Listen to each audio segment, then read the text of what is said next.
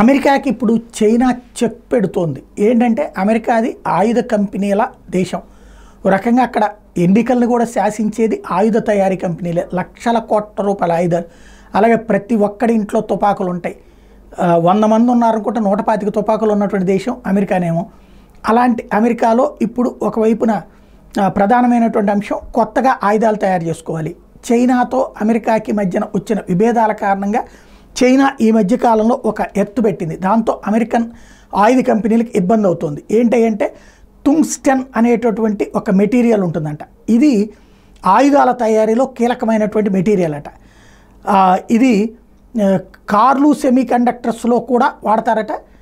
China దీని దగ్గర ఏదైతే ఇప్పుడు 80% చైనానే సప్లై చేస్తుందట అమెరికాకి. ఇవి అన్నీ కూడా అంటే సెమీ కండక్టర్ చిప్స్ వీటికి కూడా వాడతారనమాట. అవి ఇప్పుడు ప్రస్తుతం ఆగిపోయి ఉన్నాయి. దాంతో ఇప్పుడు కీలకమైనటువంటి సమస్య ఫేస్ చేస్తుంది ఆయుధాల తయారీకి. ఉక్రెయిన్ వాళ్ళు ఎన్నెన్నో ఆయుధాలు కావాలంటే ఎందుకు ఇవ్వలేకపోతుంది అమెరికా అంటే కారణం ఇదే. మెయిన్ రా మెటీరియల్ కొరత అన్నటువంటిదే కారణమైంది.